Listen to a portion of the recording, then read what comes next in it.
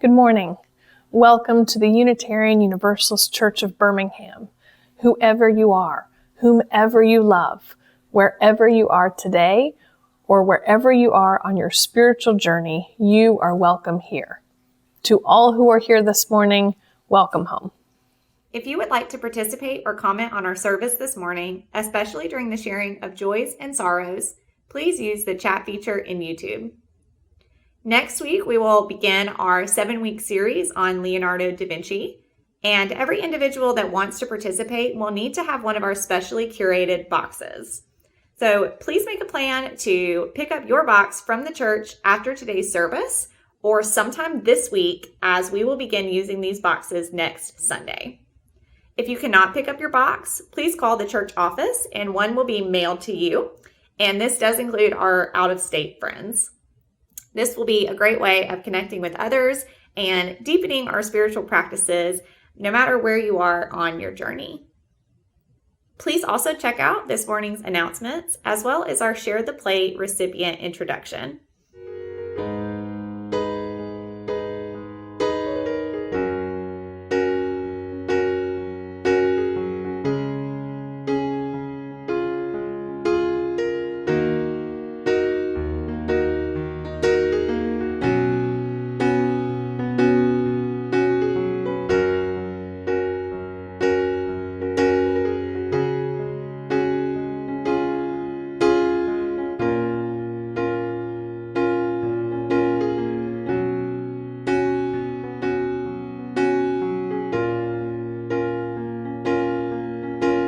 Good morning. Most of you are familiar with the work of Arise and its history. However, for those who may not, Arise is a statewide nonpartisan nonprofit which was formed around 1988 by a group of 35 congregations here in Birmingham and throughout central Alabama, including Montgomery. Arise now has over 150 organizational members and over 1,700 individual members. And our database and mailing list is well over 5,000 supporters. Arise advocates for statewide policies that improve the lives of all Alabamians, especially those with low incomes. Arise policy priorities come from our members. We're a bottom-up driven organizations. Members every summer submit issue proposals, and in September, the members come together and present their issues to the membership. And then after lunch, with much discussion and fanfare, members then vote on the issues they would like for the organization to work on in the upcoming legislative session. We always have two permanent issues: tax reform and adequate state budgets. In 2020, because of COVID, the annual meeting was a virtual meeting, which we used Zoom. And we used Election Buddy, which is a electronic computerized voting program for voting on the issues.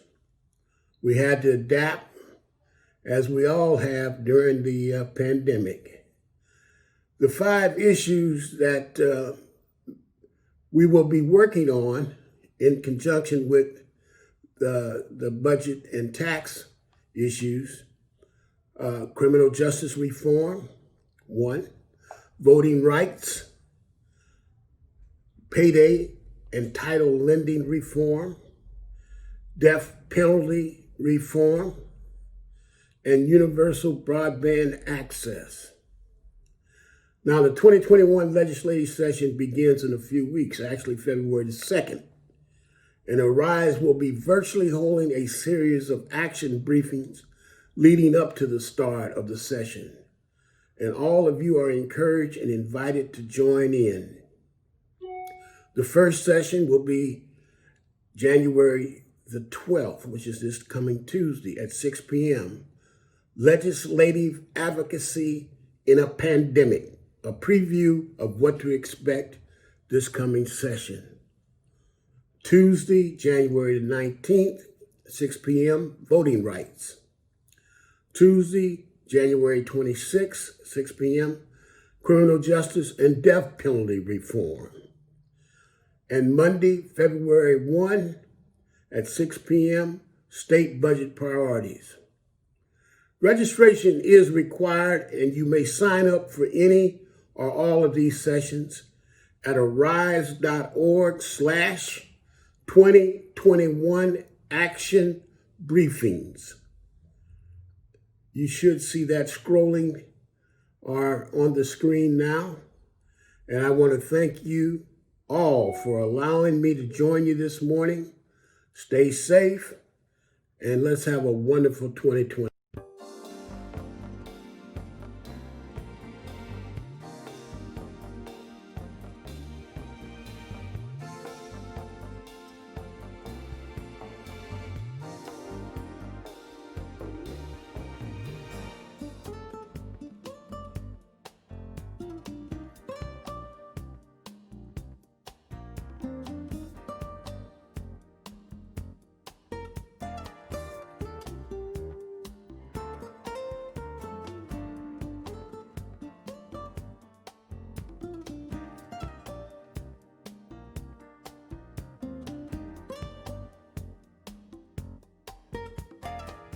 The prelude prepares us for worship.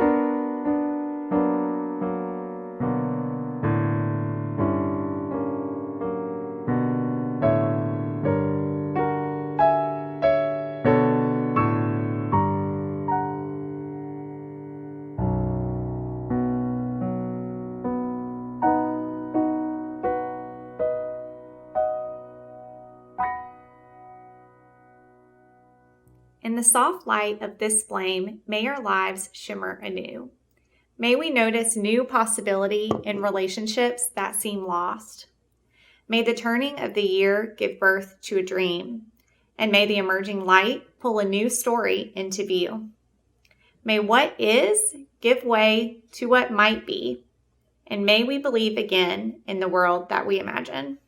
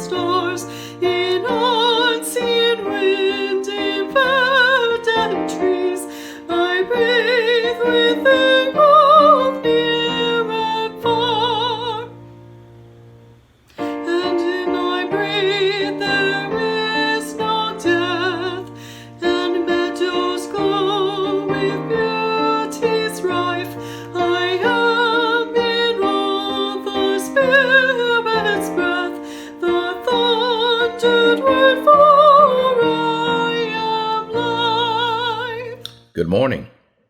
Our church is supported by those who call our church home and by those who support the efforts of our church to change our world for the better.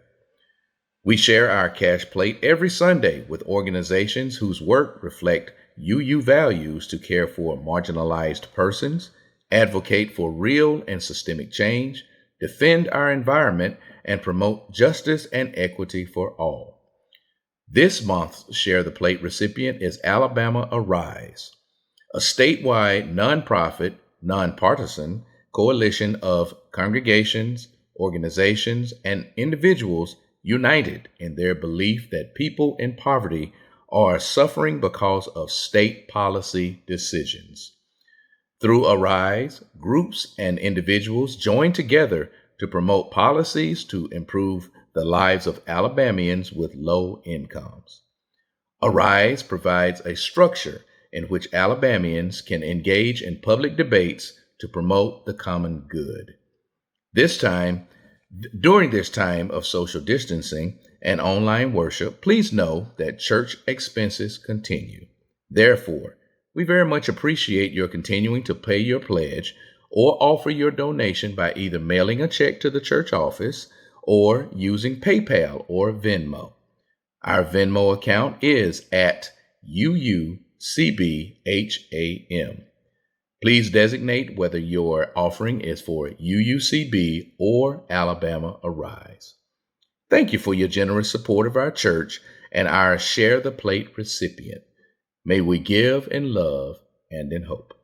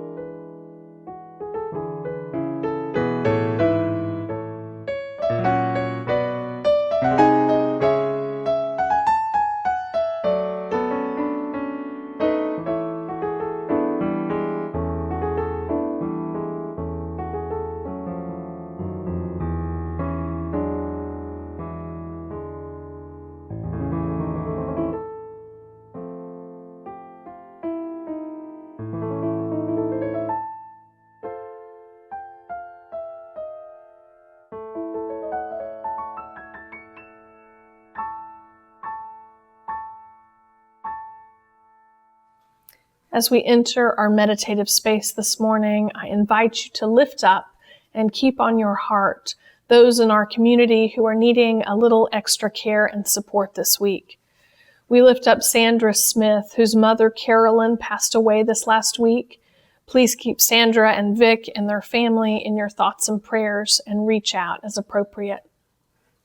We also lift up the Kerr family and their grandfather, who is being hospitalized for complications relating to pneumonia. Please keep them in your thoughts this week as well. We also realize our community has been more devastated by COVID than it has in past weeks. We lift up Wanzetta Flowers, Dale and Marcella Little, Farah and Grant Tatum, and McCall Shar, all of whom have recently been dealing with COVID and are undergoing treatment and healing. We continue to pray for speedy and full recoveries for all of our folks.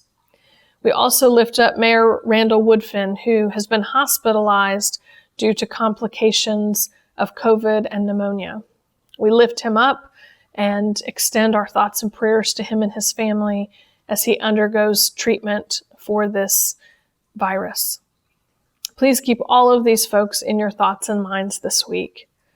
Using the chat feature in YouTube, by speaking it aloud, or by hearing it on your heart, please give voice to what is on your heart today.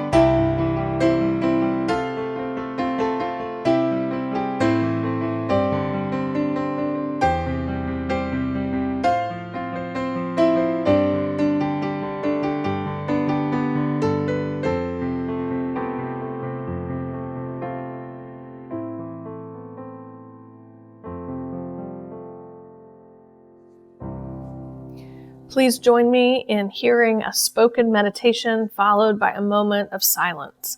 Today's spoken meditation was written by Carol Meyer. May we open ourselves ever more fully to that eternal mystery which lures us onward toward life and creativity. May we find the courage to live our faith, to speak our truth, and to strive together for a world where freedom abounds and justice truly does roll down like water. May we know the fullness of love without fear and the serenity of peace without turmoil. May we hold one another in the deep and tender places with compassion, and may we grace one another by sharing our own vulnerabilities, being ever mindful of the divinity within that makes soulmates of us all.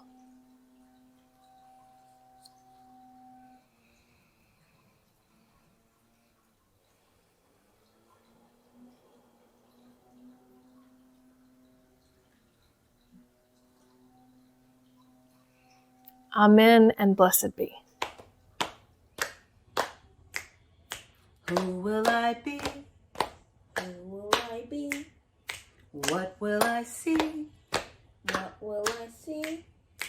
In this great world, In this great world, who could be free? who could be free? And what will I build? What will I build? What will I find? What will I find? My story begins The story begins inside my mind. inside my mind. Who will I be? Who will I be? And what will I see? What will I see? In this great world, In this great world, who could be free? who could be free? What will I build? What will I build? And what will I find? What will I find? My story begins Story begins inside my mind, inside my mind. in my imagination. My imagination. What is an imagination? Lucy, do you know what imagination means? I think imagination is what helps people create new things all the time. Because you can't create new things if you can't imagine what you want them to be. That is absolutely true, Jacob. Everything human made was an idea first. You know, one of my favorite imaginers in history was Leonardo da Vinci. I loved that he imagined that human beings could fly hundreds of years before we figured out how to do it. And Dr. King is another great imaginer. His speeches about the dream that he had outlined a vision for how people could live better together in this country. It was all about having that vision first and then finding the words to communicate it and then being inspired to certain actions that would bring it closer and closer to reality. Do you like to make up stories? When you play with your magnets or when you play with your babies? That's using your imagination, thinking of stories and characters who are doing things all inside your mind. It's amazing. We have movies playing in our minds all the time. And it's really important to be the director of our movies, to recognize that we can tell ourselves stories that make us feel good or stories that make us feel bad. And we get to choose which thoughts we have. We just have to practice deciding how we use our imaginations. Can you think of something that maybe doesn't exist yet or that no one has ever seen, but that can make your life better or make the world better for those of us who are sharing it? I would love to know what kind of ideas you have about how the future could be and that you're already starting to imagine and that one day all of us will see. Who will I be? Who will I be? And what will I see? What will I see? In this great world, In this great world, who could be free? who could be free? What will I build? What will I build? And what will I find? What will I find? My story begins Story begins inside my mind, inside my mind. in my imagination. My imagination. One, each person is worthwhile. Two, be kind in all you do. Three, we help each other learn. Four, and search for what is true. Five, all people get a vote. Six, build a just and peaceful world. Seven, we take care of the earth. That will bring us back to me and you too. Who is the most creative, inspired person that you know? I grew up surrounded by creative people on both sides of my family. but especially my mother's side. My grandmother sewed both of my prom dresses and most of her children's clothing, and she cross-stitched and made jewelry. My grandma, aunt, and mother all make quilts. My brother and sister have both painted for my children. My uncles drew and painted with ease. But I dare say that no one had the breadth and depth of creativity that my Grandpa Dale has. I remember many years ago when he decided to take up playing the guitar. He borrowed a guitar, found some books, and taught himself to play. He taught himself painting, drawing, woodworking, and calligraphy. He taught himself to use a personal computer before I even had one. And I've spoken before about his adeptness at video games. He taught himself to play chess. He learned to sew and cross-stitch so that he could help my grandma. He built his own bedroom furniture, and he read voraciously. Much of his creativity and passion for learning he passed down, intentionally or not. I remember the first time he gave me a 726-page book when I was 10 and expected me to read it and report back to him. It was an expectation in my family to create, partially formed out of a necessity from growing up poor, and partially because it was how we showed our love for one another. Even at age 86, Grandpa's treasured gift for each of us at the holidays is his homemade Chex Mix, because of course he can cook too. When I first learned about Leonardo da Vinci, it was really easy for me to believe that this Renaissance man existed. After all, I knew a man just like him. I can hear my grandpa's humble chuckle that I would even compare him to Da Vinci. But it's the truth. And I know so many of you know people just like this, or are people like this. I've read a lot on Da Vinci, a man who 586 years later still inspires new scholarship, new discoveries, and plenty of mystery. We are still uncovering all of the layers of his life. Da Vinci was born during the late Middle Ages in Europe, a time when devotion to the church required obedience and acquiescence, when education was in the hands of the few, and when those who had money nearly completely controlled the lives of those who did not. He was born a century before Galileo, before Columbus murdered indigenous people, before Gutenberg printed the Bible on the printing press. He was born before Machiavelli, before Copernicus, before Michelangelo and Raphael. When we consider the discoveries and contributions of each of these men, it is even more telling of his brilliance. So much of the lives of ordinary people in Leonardo's time was also controlled by the church, which was in the business of control, manipulation, and keeping people in their places. Freedom of thought was discouraged and punished. Leonardo, as a left-handed gay man, saw himself as an outlier from the beginning and was empowered by his uniqueness. This is not to say that there weren't discoveries and innovations in other parts of the world too, but at the time of Leonardo's birth, travel and communication between empires and communities was limited, narrow-minded, and focused on the exploitation of people and resources.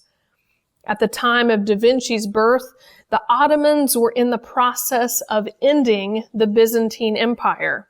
The Iroquois Confederacy was formed in what would become New York. The Aztecs and the Incas were dominating Latin America, and the Ming Dynasty in China experimented with travel to India before it regained its policies of isolationism for a while. As current scholarship believes, Leonardo was born to a 16-year-old girl named Caterina Lippi and a 24-year-old notary named Piero da Vinci, a man already betrothed to someone else from his social class.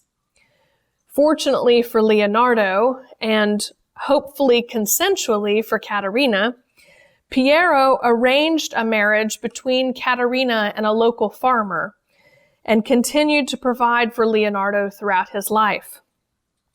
Piero's career as a notary was one awarded by birthright, and although he could have petitioned the church to claim Leonardo as his own son and heir to pass along the pen, he never did. Leonardo, unlike his half-siblings, lived in moderate luxury at his grandparents' house until the age of 12. One of the reasons we know as much as we do about Leonardo is that he came from a family of writers who taught him to write. And between his family's meticulous record-keeping and Leonardo's notebooks, we know more about him than many others from his era. Leonardo had no formal education other than abacus school, which taught rudimentary mathematics for the purpose of commerce. One of his early biographers, Vasari, wrote how Leonardo often bewildered his teacher with questions. After his grandfather died, his father brought him to Florence and arranged an apprenticeship when he saw Leonardo's drawings and was filled with pride. Leonardo apprenticed with Verrocchio, honed his painting and drawing skills, and the rest, as we know, is history. It is at this point in his story that we become admirers of his story, gazing upon his masterful works of art, marveling at his inventions, and impressed by his calculations. If only there was a way to interact more.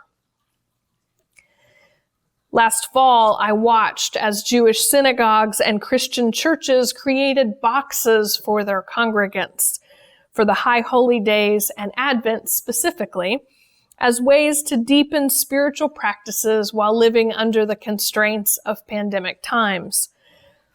I ventured out on a quest to find something worthy to inspire our spiritual practices here at UUCB. And of course, I'm defining spiritual as Google does. Spiritual meaning relating to or affecting the human spirit or soul, as opposed to material or physical things. It is, after all, scientifically proven to benefit us to focus on the unseen, however we define it personally. We are going to explore spiritual practices from someone who would likely be at home in our congregation, a symbol of humanists everywhere, who came of age as humanism was establishing itself in Europe. A humanist who was comfortable with religious imagery, who held rebellious views, who suffered because his sexuality was not accepted by all in his community. Like all of us, Leonardo was flawed, but that hasn't stopped modern folks from nurturing their inner creativity and ingenuity like he did. Science has proven everyone has the potential to be creative, and it is a characteristic that must be nurtured for those of us for whom creativity comes naturally and for those of us for whom creativity does not come naturally. Either way, it must be nurtured.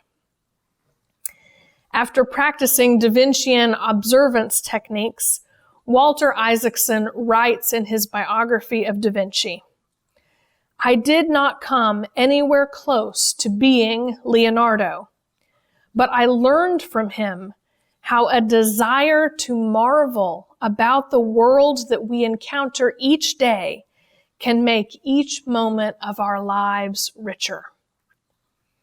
That is what we hope to cultivate, a desire to marvel about the world we encounter each day in this 7-week-long series using spiritual practices inspired by Leonardo da Vinci and others.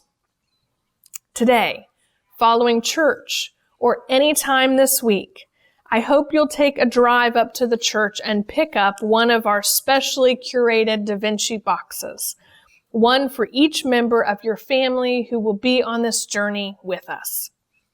For out-of-town folks, we really hope you'll contact the church office and let us mail you one.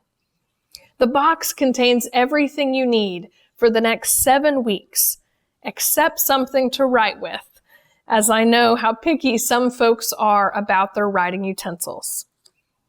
Each week, we will introduce one of Michael Gelb's Da Vincian principles in service, and you will have a choice of exercises for that week to reflect, examine, explore, and create, inspired by Da Vinci, the world, and the people around you, using that inner piece of you that is uniquely you. We've created a private Facebook group for our church specifically to share our musings from this project together. Our hope is that at the end of this 7 weeks, you will be more grounded and more connected than you were before it began. One of the reasons Leonardo is such an inspiration to so many is because he emerged like a phoenix from the ashes of the Middle Ages. He challenged the norms of his day by rebuking the dogma of the church and guiding his life by the newly emerging humanism, a school of thought which valued human dignity and education while seeking humanity's natural place in the universe. He loved the world as deeply as he studied it. For all the ways in which he left his imprint on our world, Leonardo loved all of the creatures who inhabit it, sketching creatures with loving details, keeping exotic pets, eating a vegetarian diet. Italian painter Giorgio Vasari wrote that when Leonardo would pass caged birds in the marketplace, he would pay the price just to free them. He advised city planners to work with nature, not against it. He strove for harmony, for art and science and religion to work together. Both my grandfather and Leonardo were born at times when society was beginning to emerge from a rut, the Great Depression and the Middle Ages specifically. Both were raised by other family members. Both had to be creative about how they made ends meet. We as a people, as a society, are still a bit in a rut, although we are hopeful we will emerge soon. 2020 was a harrowing year for many of us, from a global pandemic that turned our world upside down to racial justice capturing our hearts, to a presidential election that had us on edge for months. So many of us encountered devastating loss, loved ones, human and animal, job loss, mental health issues worsened by the societal anxiety surrounding us. We need, as a people, to take time to heal, to take deep breaths, to take inventory of ourselves, to make something with our hands, to cultivate our desire to marvel about the world we encounter each day. That's what this series is all about. Let us explore our hearts and minds over the next 7 weeks as a community, finding ways to bolster our spirits and restore our humanity as we prepare for the unknown future. May we be open to trying new things. May we remember that perfection is not the goal, nor is genius. Our goal is deepening our self-awareness, making new connections, and marveling at the world around us. May it be so. May you be held in the heart of community until we are joyfully reunited in person. Please join us in our closing hymn found in your order of service.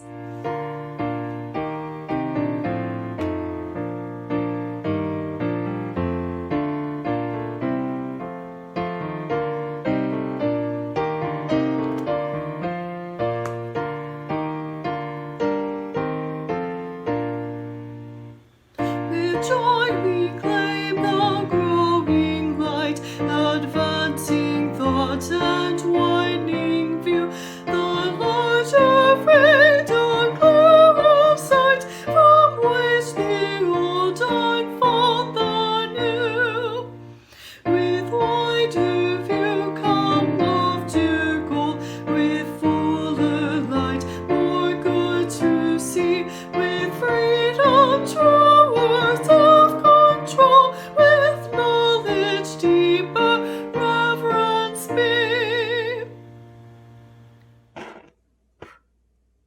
We have reached the end of this time for the gathering of memory and for letting the imagination play with future possibilities. We have enjoyed magic moments and edified each other. Shall it be concluded then? Or will this adventure now commenced continue? Our separate paths converging, meeting, merging in the unending quest for a love more perfect. The joyous struggle for meaning more sufficient and life more abundant. Is this ending to be an ending or merely a prelude to new, more glorious beginnings? I pose this question. In your heart lies the answer.